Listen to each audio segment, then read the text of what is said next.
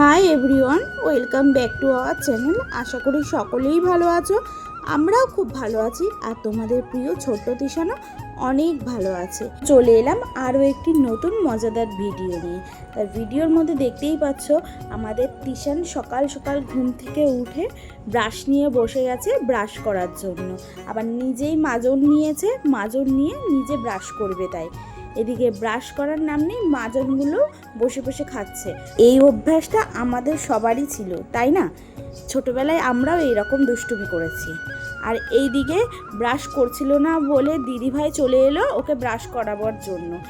এইদিকে ওর লাফানোর জন্য কিছুতেই ধরে রাখতে পারছে না ওকে। ও ব্রাশ করবে না, চলে যাবে। ও একা ব্রাশ করবে না, করবেই না। তারপর জোর জবরদস্তি ব্রাশ করিয়ে দিদিভাই চলে এলো তুলসী পাতার রস করতে। তিশানের একটু ঠান্ডা লেগে গেছে, হ্যাঁ, সেই জন্যে বাচ্চাদের নাকি তুলসী পাতার রস খাওয়ালে ঠান্ডা একটু কমে যায়। বাচ্চাদের শুধু না, বড়রাও তুলসী পাতার রস খেতে পারো। তুলসী পাতার রসের সাথে সামান্য একটু মধু মিশিয়ে তিশানকে খাওয়ানো হলো। এদিকে তিশান এটা বেশ ভালোই বাসে খেতে। তো তিশান একটু সাজুগুজু করে নিচ্ছে। সাজুগুজু করবে কি, ওর এখনও যেন ঘুমই ভাঙেনি, হাই তুলে যাচ্ছে। আর আমি জিজ্ঞেস করছি তোমার কি ঘুম পাচ্ছে? হ্যাঁ, ও আমার মুখের দিকে হা করে তাকিয়ে রয়েছে, কিছু বলছে না। আবার ওই যে দিদিভাই পাউডার মাখাচ্ছে, আবার হাতে পড়ছে বলে ঝেড়ে নিচ্ছে। এই দিকে শুরু হলো আবার ওর খাওয়া নিয়ে বায়না। শুধু আমাদের তিশান বলেই না, এখনকার সব বাচ্চারাই খাওয়া নিয়ে একটু বেশি ঝামেলা করে।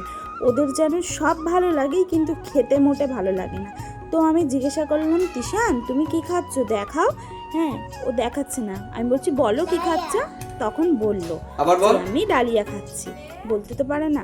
তারপর দিদিভাই ওকে নিয়ে বসে পড়লো একটু পড়াশুনো করতে। রোজ যদি না বসে তাহলে তো ও বুঝতেও পারবে না আর পরে শিখতেও পারবে না। সেই জন্যে ওকে রোজই নিয়ে বসায় যাতে ও একটু অক্ষর চেনে। আর আমাদের তিশান এখনও তো কথা বলতে শেখেনি, যাতে ও একটু তাড়াতাড়ি কথা বলতে শেখে সেই জন্য ওর সাথে আমরা সবাই প্রচুর পরিমাণে কথা বলি। বাচ্চাদের সাথে নাকি প্রচুর পরিমাণে কথা বললে ওরা আস্তে আস্তে কথা বলা শুরু করে। তো আমাদের তিশানও অনেকটাই কথা বলতে পারে এখন, হ্যাঁ, অনেক কিছুই পারে মোটামুটি। তা পড়তে বসে ও কিন্তু শান্ত নেই। আর ও কি কি পড়ছে তোমরাই একটু শুনে নাও। মাঠে পাড়ে ডিম, তাদের খাড়া দুটো শিং, তারা হাট্টি মাটিম টিম। তোমার নেই শিং? তোমার চুল আছে? আচ্ছা। খোকা গেল মাছ ধরতে ক্ষীণ নদীর কূলে, ছিপ নিয়ে গেল কোলা ব্যাঙে, মাছ নিয়ে গেল চিলে। আমরা দুটি ভাই শিবের গাজন গাই, ঠাকুমা গেছেন গয়া কাশির ডুগডুগি বাজায়। পড়াশুনো কমপ্লিট করে রেডি হয়ে আমরা চলে এলাম বাবার কাছে, বাবার মন্দিরে জল ঢালতে। তো তোমাদের প্রথমেই বলে নিলাম আজ ভাদ্র মাসের প্রথম সোমবার, সেই জন্যে আমরা একটু বাবার পুজো দিতে এলাম। তো সরি বন্ধুরা, মিডলে কিছু ভিডিও ক্লিপ নেওয়া হয়নি, একটু ব্যস্ততার কারণে। তো তিশানের কাকাও চলে এসেছিলো আমাদের সাথে।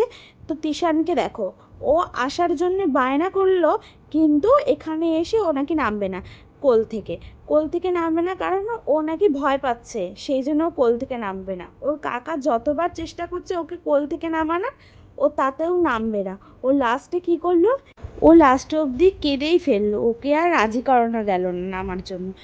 তোর কান্নাকাটি দেখে দিদিভাই এদিকে পুজো করে নিচ্ছে। প্রথমেই দুধ আর গঙ্গা জল ঢেলে নিল, তারপরে বাবার গলায় একটা ফুলের মালা পরিয়ে নিল। ফুলের মালা নিচে নেমে গেছে বলে আবার একটু তুলে দিল। তুলে দেওয়ার পর বাবার পায়ে ফুল আর বেলপাতা উৎসর্গ করে দিল।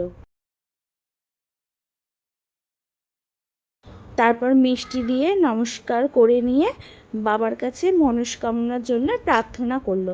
তারপরেও তিশানকে আবার বলছে যে আসো বাবা পুজো করো। ও তো আসবে না।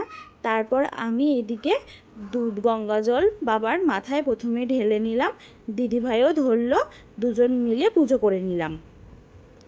তারপর আমিও একটা ফুল বাবার মাথায় উৎসর্গ করলাম। তারপরে মালা পরিয়ে নিলাম বাবাকে, বাবা যেন আমার মনস্কামনাও পূর্ণ করে। এদিকে বাবাকে পুজো করতে করতে একটা বিড়াল চলে এলো। বিড়ালটা কিসের জন্য এলো? ওই দুধ নিচে পড়ে গেছে সেই জন্য খাওয়ার জন্য। আমার তো বেশ ভয়ই লাগছিল যদি আঁচড় দিয়ে দেয়। তারপরে এদিকে আমি প্রার্থনা করে নিলাম বাবার কাছে, বাবা যেন সবার মঙ্গল করে। তো ভিডিওটি কেমন লাগলো অবশ্যই কমেন্ট করে জানিও।